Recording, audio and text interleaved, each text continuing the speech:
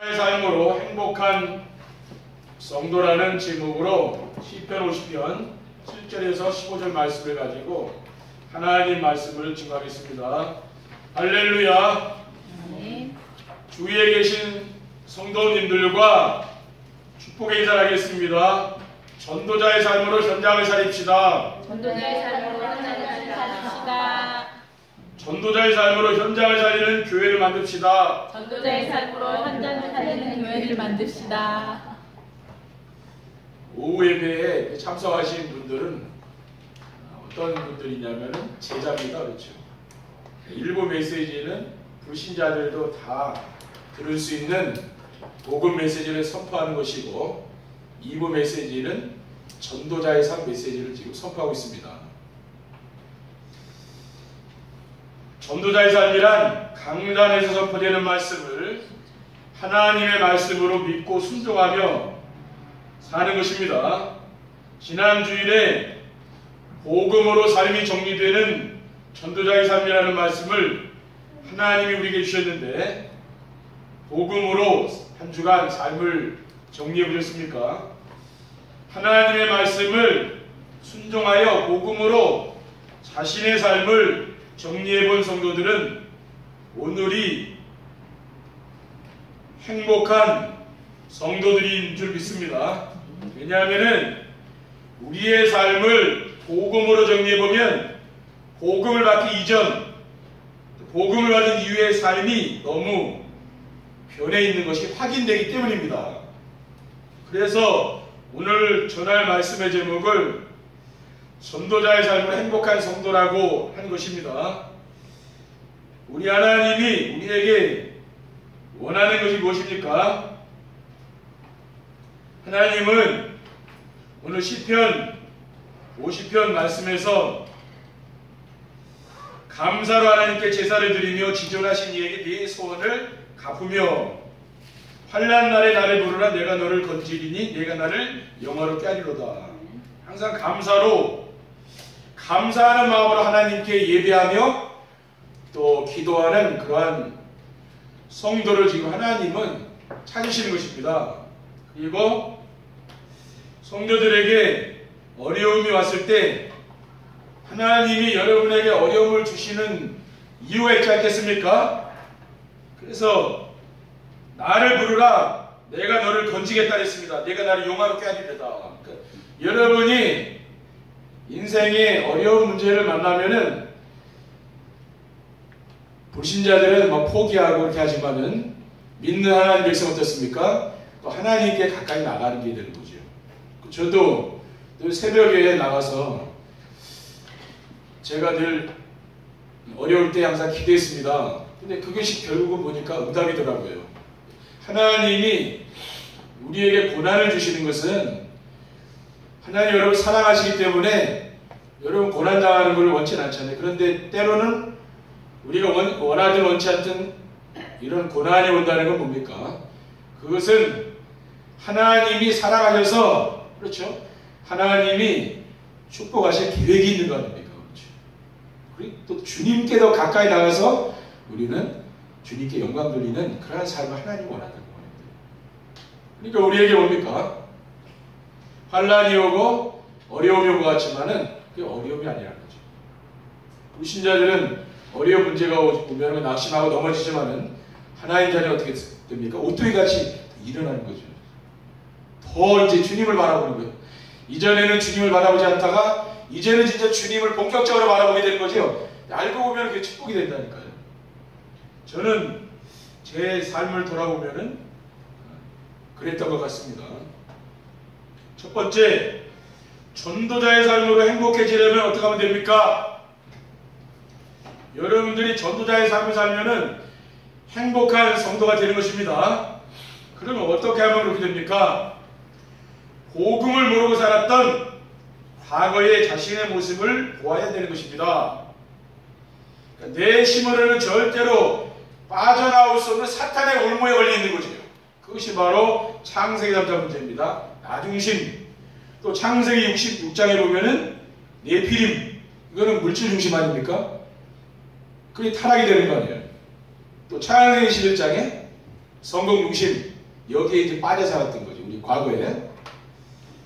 그리고 세상을 멸망시키려고 사탄이 만들어 놓은 세상의 문화를 즐긴 거 아닙니까? 여러분이 늘 내가 즐기고 다녔던 곳이 어디입니까? 그 보면은 사도행 24의 문장에 보면 뭡니까? 무속인이 정치 현장을 장악하고 있는 거예요. 총독을 장악하고 지금 정치하고 있는 거 아닙니까? 그리고 사도행 16장에 보면은 점술가들이 뭐예요? 경제인을 장악하고 있는 거죠. 그래서 흑암 경제를 주도한 거죠. 우리나라도 IMF가 터질 때 왜 터졌습니까? 그 한보, 그 정태수라는 회장이 뭡니까? 옆방에 무당을 끼고서 사업을 했거든요. 그러니까 무당이 시키는 대로 철강해서 한 겁니다. 그 망했잖아요. 그래서 우리가 IMF가 온 거 아닙니까? 또 사도행전 19장에 보면은 우상 문화가 우후죽순이 일어나서 사탄이 온통 세상을 어지럽게 만들고 있습니다. 이게 바로 지금 우리가 살고 있는 문화예요. 세상 사람들이 이 문화를 즐기는 거죠. 뭐 영화를 통해서 또 TV를 통해서 다 즐기는 거 보면 이게 세상 문화를 즐긴다고 말이에요. 그리고 인간 스스로 벗어날 수 없는 사주팔조 운명과 재앙과 저주 아래서 고통을 당했습니다. 우리가 과거에 그리스도를 모를 때는 이렇게 살지 않았습니까? 과거의 나의 모습을 잘 봐야 되는 거죠. 그래야 복음으로 내가 여기에서 빠져나오는 기쁨이 있는 겁니다. 전도자의 삶을 행복해지려면 어떻게 하면 됩니까? 복음을 알고 누리는 지금 자신의 모습을 봐야 됩니다. 지금 내가 복음 누리는 모습을 봐야 되는 거죠. 마귀의 종에서 이제 하나님 자녀로 신분이 바뀌었습니다. 너희는 너희 아비 마귀에게서 났으니 예수님께서 지금 바리새인 보가는 이야기 아닙니까? 근데 우리가 이제는 하나님의 자녀로 그리스도를 영접하고 이제 하나님의 자녀로 신분이 변화됐잖아요. 또 우리는 지금 어떤 모습입니까? 죄와 사망의 법에서 완전한 해방을 받았습니다. 로마서 8장 1절 2절에 그러므로 이제 그리스도 예수 안에 있는 자에게는 결코 정죄함이 없나니 이는 그리스도 예수 안에 있는 생명의 성령의 법이 죄와 사망의 법에서 해방했습니다. 죄와 사망의 법에서 우리는 완전한 해방을 받은 겁니다. 그게 뭡니까? 지금 나 자신의 모습이 이 모습 아닙니까? 불신자들은 뭡니까? 늘 죄 때문에 저주와 재앙 가운데 살고 있잖아요. 근데 우리는 여기서 해방받았잖아요. 그 기쁨이 우리에게 있는 거죠. 그리고 이제 우리는 전도자라는 게 부름받은 거 아닙니까? 베드로전서 2장 9절에 보면 그러나 너희는 택하신 족속이요 왕같은 제사장들이요 거룩한 나라요 그의 소유가 된 백성이니 이는 너희를 어두운 데서 불러내어 그의 기한 빛에 들어가게 하시니 아름다운 덕을 선포하게 하십니다. 왕, 제사장, 선지자로 하나님 우리를 불렀다고 하지 않습니까? 사단을 멸하신 왕, 또 흑암 권세를 꺾는 왕으로, 또 우리를 저주에서 해방받는 제사장으로, 또 복음의 빛을 비추는 선지자를 하나님 우리를 불렀다는 거. 그게 나라가 말이에요. 우리는 뭐냐? 이러한 말씀을 여러분이 암송하는 것밖에 없어요. 저는 이런 말씀을 늘 암송합니다.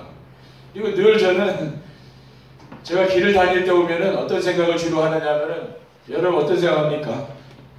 저는 이 말씀이 늘 떠올라요. 제가 강단에서 선포했던 말씀 있잖아요. 늘 이런 말씀이 내 머릿속에 떠오르는 거예요. 그 생각하는 겁니다. 그러니까 인생이 행복해지는 거죠. 왜냐? 늘 암송하고 묵상하는 말씀이 있는 거예요. 그러니까 여러분들도 예배 시간에 받은 말씀을요. 늘 암송하고 묵상하시면은 굉장히 성령 충만한 거예요. 성령 충만의 기준이 뭡니까? 여러분 생각 속에서 말씀이 떠오르는 겁니다. 말씀이 떠오르는 게 제일 정확하잖아요.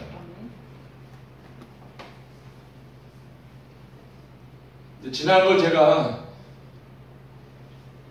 지난주에 이제 요양원 현장 갔는데 우리 요양원에 제가 이제 우리 집사람하고 같이 가다가 혼자 갔어요.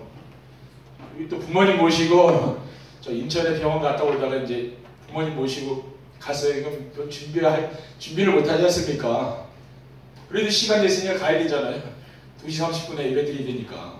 근데 딱 갔는데 분위기가 다르더라고요. 다른 때보다. 벌써 이분들이 다 30분 전에 다 와 있다는 거예요. 목사님 오기를 그렇게 기다렸다는 게 이분들이요. 거기 이제 요양보호사 분들이 얘기해 주시더라고요. 아, 그렇구나. 그래서 보니까 늘 두 분이 굉장히 시끄럽게 떠드는 분이 있어요. 막 소리 지르고 막 그래요. 뭐 취미하자고 그러니까. 근데 그 어르신 한 분이 제 옆에 딱 앉아 계시더라고요. 할머니가. 제 설교하는 옆에 딱 앉아 계시는 분죠. 한 분은 또 늘 막 어수선하게 돌아다니는 분인데요. 그분도 딱 앉아 있어요. 분위기가 다르더라고요. 근데 벌써 흑암이 꺾였더라고요. 제가 그걸 알게 되겠어요. 아, 이게 기도하고 현장 가니 흑암이 꺾이는구나. 근데 제가 정시예배를 통해서 지난주에 말씀드렸잖아요. 진짜 그 현장에 흑암이 있는데 그 이 흑암 골세가 있다는 거예요. 근데 진짜 이게 기도하면 흑암 꺾이지 않습니까? 근데 그게 제가 그렇게 은혜가 되더라고요. 아, 현장에 흑암이 있구나. 우리가 아는 거지만은 자꾸 메시지 듣는데 그 말씀이 제 마음에 자꾸만 와서 닿는 거예요. 근데 그 현장 가보니까 진짜 그렇고, 아, 그렇구나. 지금까지 저 사람들이 이렇게 괴롭히고 예배 분위기를 혼란했던 게 흑암 골세구나. 여러분, 그래서 예배 시간에 이걸 기도를 많이 하셔야 돼요. 그래서 인간적으로 막 이걸 꺾다 보면은요, 문제가 올 수 있잖아요. 그러니까 여러분이 은혜를 받고 기도하시면 예배 분위기가 아주 진짜 좋아집니다. 흑암이 꺾여서 그래요. 근데 어느 교회 가면은 막 예배 분위기가 어수선하고 막 그러죠? 그럼 왜 그렇습니까? 흑암이 역사하는 거예요. 근데 흑암이 무너지면 어떻게 됩니까? 집중해서 예배 드린다니까요. 그겁니다. 그래서 저는 이렇게 정시예배를 하면서 그 말씀의 은혜를 받고 또 이 말씀을 묵상하고 이렇게 하다 보니까 어떻게 됩니까? 사람들과 이제 경쟁하지 않는 거죠. 경쟁하지 않고 이제는 뭐예요? 사람들에게 힘을 줍니다. 그러면서 복음으로 답을 주는 영적 서밋이 되는 거예요. 이렇게 바뀐 거죠. 그리고 전도자의 삶으로 행복해지려면 어떻게 하면 됩니까? 복음을 위해 살고 있는 자신의 미래를 봐야 됩니다. 그러면 우리의 미래는 어떻습니까? 우리를 위해 초소를 예비하여 나가신 그리스도께서 다시 오신다고 했습니다.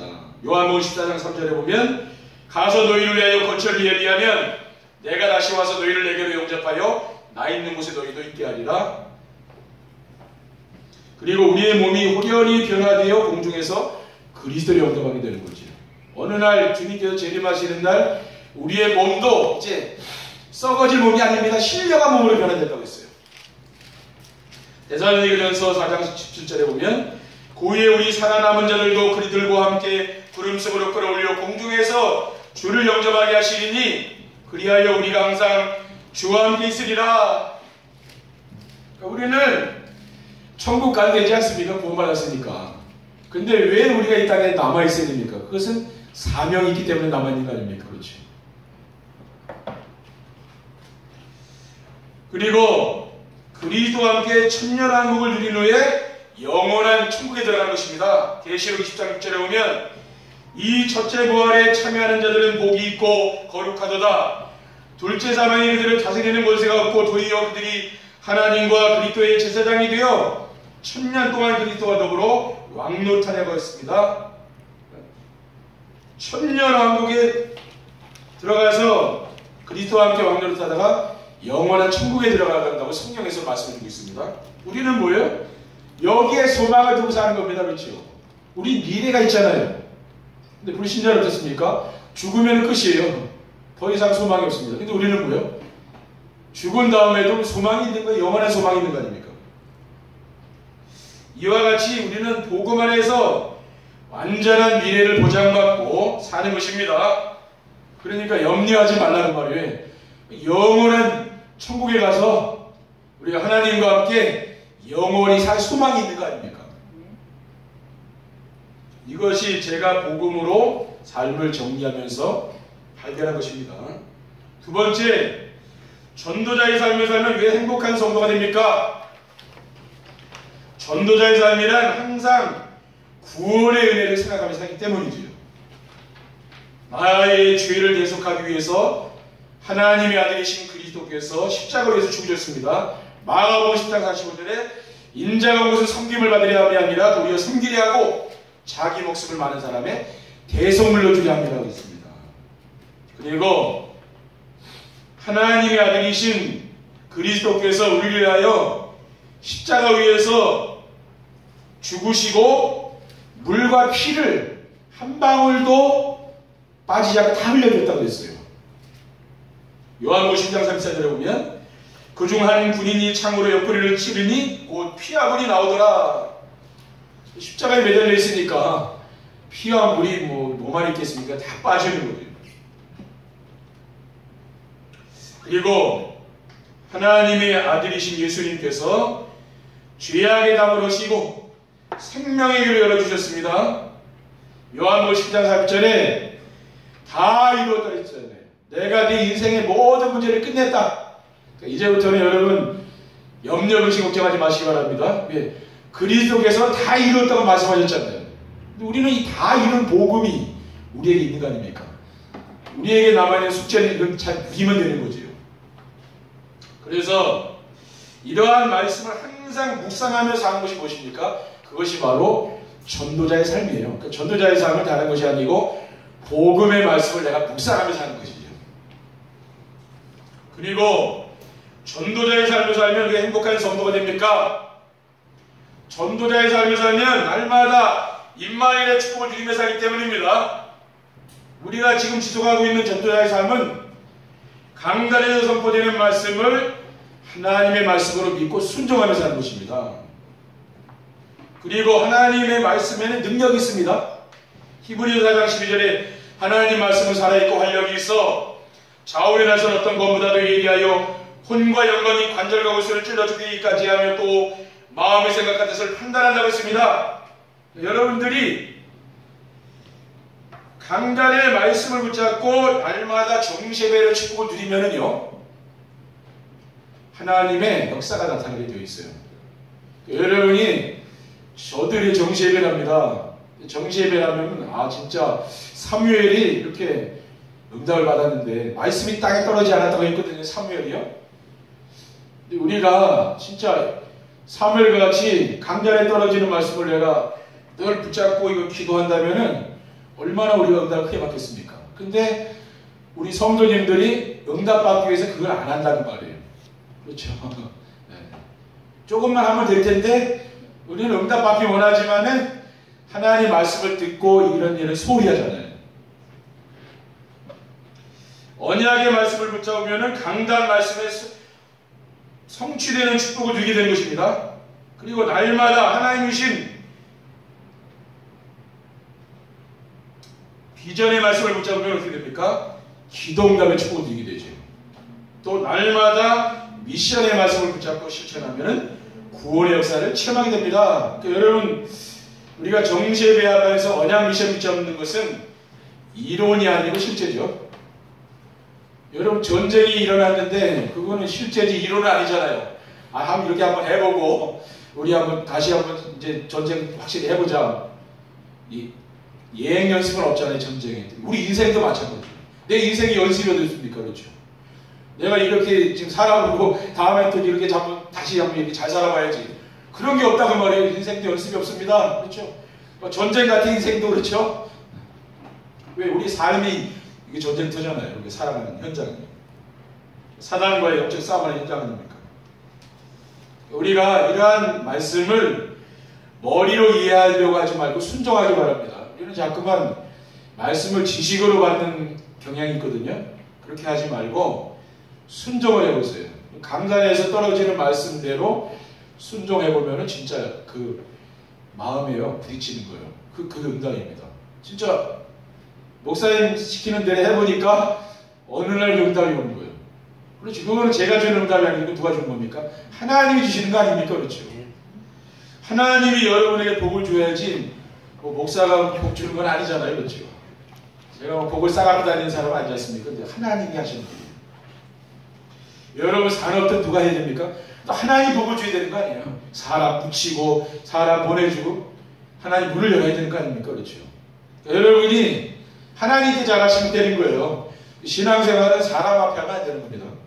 세상살이는 사람 앞에서 하지만은 신앙생활은 하나님 앞에서 하는 겁니다. 그래서 정시예배를 드리며 언약 미션 비전을 찾아서 정리해 보시기 바랍니다. 그리고 성도들과 포럼하고 주변 사람들에게 전달하면 됩니다. 저는 어린이 예배가 어렵지 않아요. 왜 그러냐? 어린이 예배 지금 제가 어린이도 아니고 늘 어린 설교하다가 어린이 예배하는 거 쉬운 건 아니잖아요. 근데 제가 늘 매일매일 정시 예배하고 있거든요. 그러니까 쉬운 거예요. 제가 하는 거니까 뭐 하는 거 아이들한테 해주는 게 뭐 어렵겠습니까? 근데 안 한다면 이거 늘 메시지 만들어서 해야 되고 얼마나 힘들겠어요. 그렇죠? 근데 내가 늘 하는 거를 같이 우리 랩런트들이 응답받기 원해서 하는 거 아닙니까? 그거는 쉬운 거예요. 여러분도 마찬가지예요. 여러분이 늘 하는 것을 다른 사람에게 이야기하는 거는 그거는 좋습니다. 근데 나도 안 하는 것을 내가 막 만들어가지고 미사일을 써가지고 사람을 감동시키고 그런 거는 잠깐이지 오래는 지속 못해요. 왜 그렇습니까? 내가 하지 않는 걸 어떻게 남한테 계속 하게 하겠냐고요. 근데 내가 늘 하는 거 그거는 쉽잖아요. 내 자녀하고 같이 하는 거 쉽잖아요. 왜? 늘 하는 거니까. 어차피 하는 거 같이 은혜 받자 그래서 하는 건 쉬운 겁니다. 그렇죠? 그건 어려운 게 아니에요. 그래서 우리는 전도자의 삶을 살면서 눈에 보이는 열매를 생각하지 마시고 지속해 보시기 바랍니다. 열매를 다른 사람도 생각하잖아요. 정시예배 하면 뭐 진짜 전도가 되고 제자가 세워지고 막 대역사가 일어날 줄 아는데 금방 그렇게 되는 건 아니잖아요. 그러니까 열매를 보지 말고 계속 해보라고 말이에요. 그러면은 하나님이 말씀으로 답을 주시고 말씀으로 우리와 함께 하심을 깨닫게 되는 겁니다. 아, 하나님이 말씀으로 이렇게 나를 인내가 있구나. 그리고 어느 날 정시예배 하는 사람은 그게 보이는 거예요. 그러면 여러분 얼마나 신이 나겠습니까? 그렇죠? 왜? 강단 말씀 듣는데 그게 굉장히 은혜가 되니까 그거는 설교자가 설교를 잘해서 그런 거 아닙니다. 저도 제가 이렇게 그주간에 설교를 잘 못한 것 같은데 이 설교 이렇게 못했지 그러고 있는데 그 은혜가 되는 거예요. 거기서 그거는 아무 상관이 없더라고요. 하나님이 음성이 들리는 거예요. 말하자면 희한하더라고요. 그러니까 힘이 나더라고요. 제가. 그리고 전도자의 삶을 살면 왜 행복한 성도가 됩니까? 전도자의 삶을 살면 근심 걱정 염려가 없고 범사에 감사를 살기 때문입니다. 복음으로 인생의 근본 문제가 해결됐기 때문에 우리는 염려 근심 걱정 안 하고 감사하는 거죠. 순간순간 뭐예요? 늘 감사합니다를 고백이 나오는 거 아니에요. 우리가 진짜 누가 나한테 뭐 빵을 하나 주고 과일 하나 줬을 때 그거 감사한 거 아닙니까? 그렇죠. 감사의 수준이 달라지는 거예요. 복음 안에서 자신의 인생을 정리해보면은 지난날 우리를 힘들게 했던 모든 일들, 그게 뭡니까? 가난, 무능, 또 사람들이 나를 무시했던 것들, 그런 상처들이 다 있잖아요. 그 속에는 하나님의 선하신 계획이 있다는 게 발견되는 거죠. 저는 그렇더라고요. 저도 과거에 사람 말에 상처를 잘 받는 사람인데요. 성격이 내성적이니까 잘 받잖아요. 또 누구한테 말도 못하겠고 그냥 속으로만 이제 꽁꽁 앓는 성격이거든요.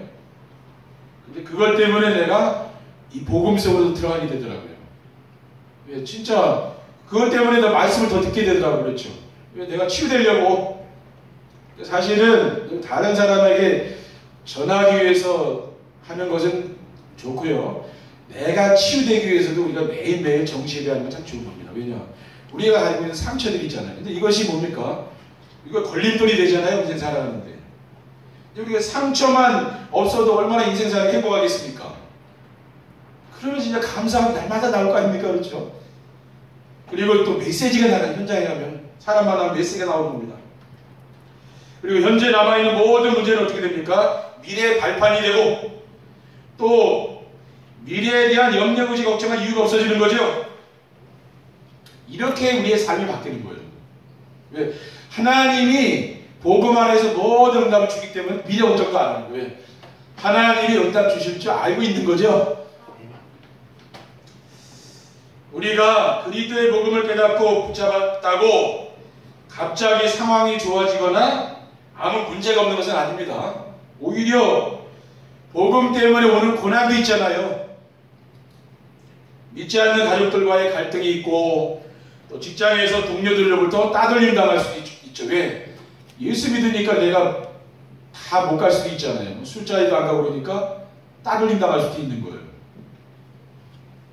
그런데 내가 흔들리지 않도록 붙잡아야 될 말씀이 뭐냐? 그게 바로 오늘의 복음입니다. 그렇죠?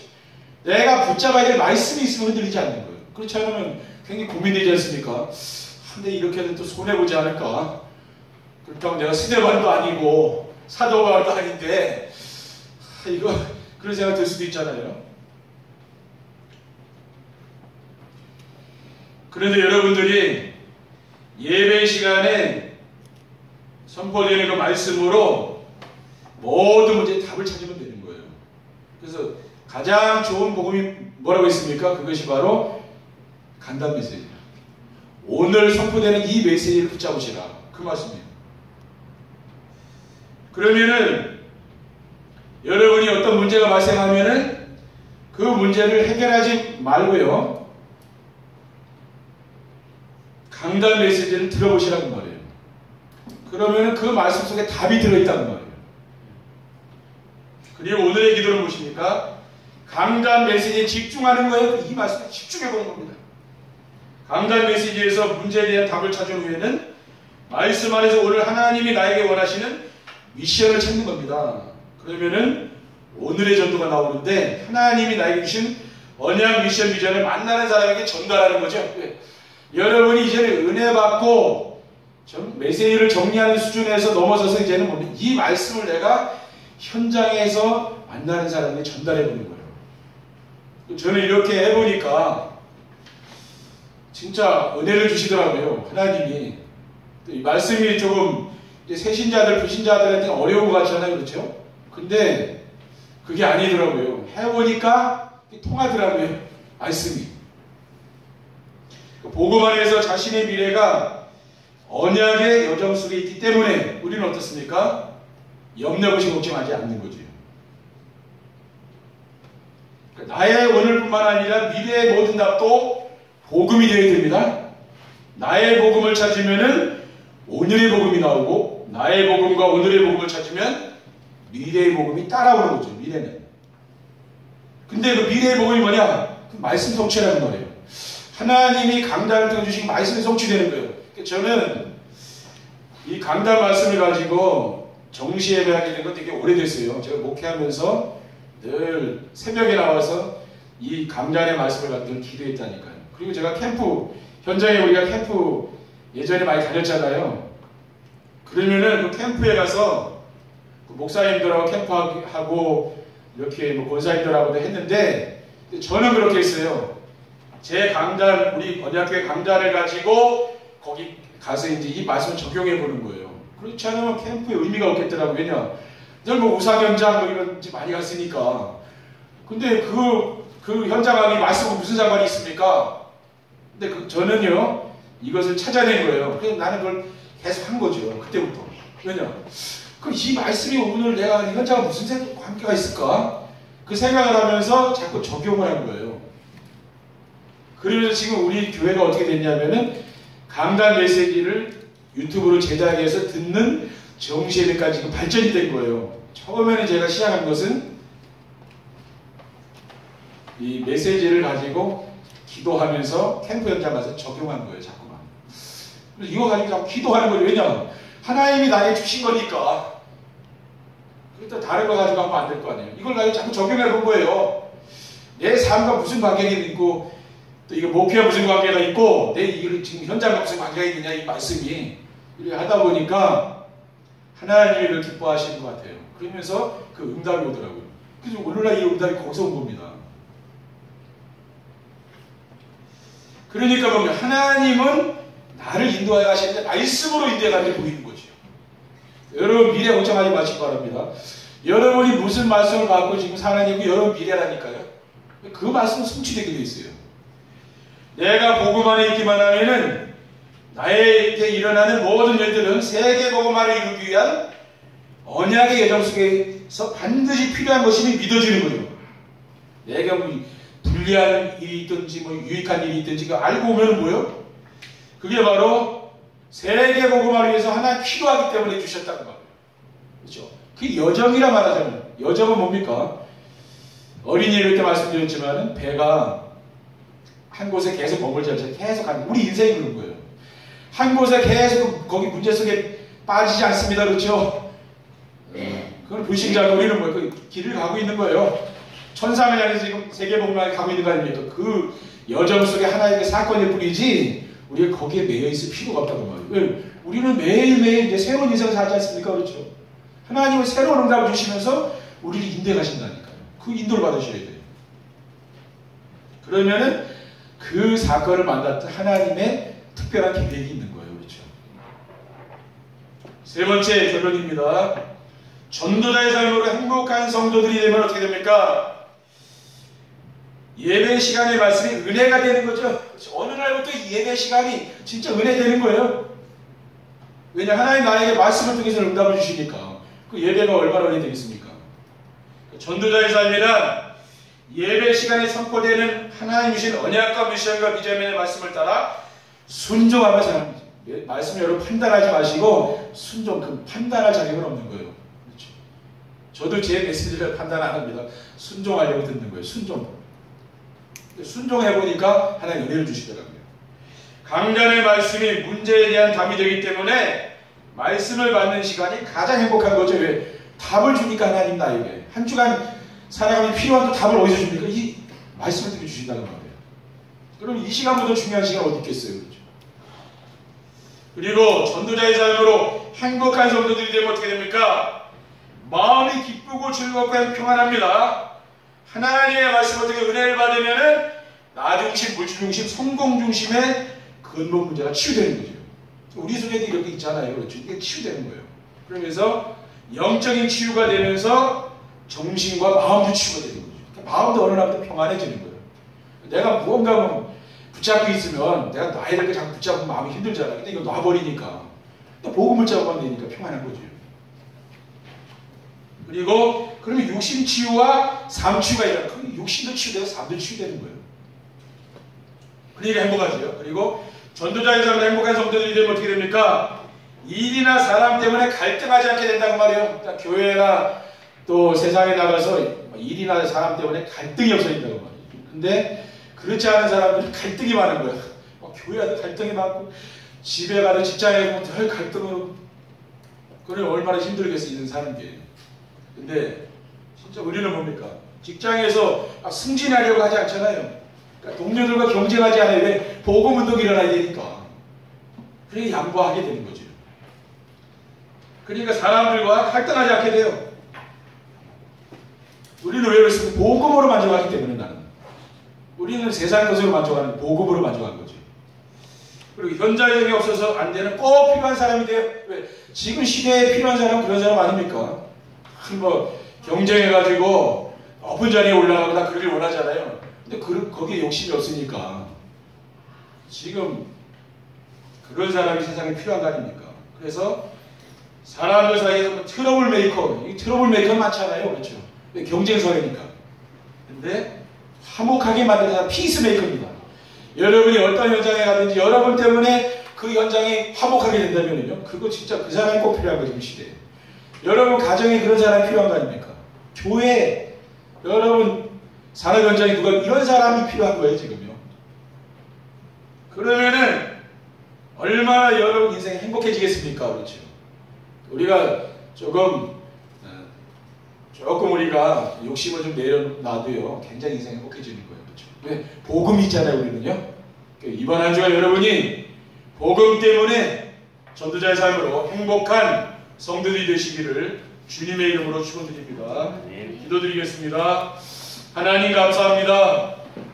오늘 주신 말씀을 우리의 마음속에 언약으로 붙잡고 한 주간의 삶 속에서 임마누엘의 축복을 체험할 수 있도록 인도해 주옵소서. 예수 그리스도의 이름으로 기도드립니다. 아멘.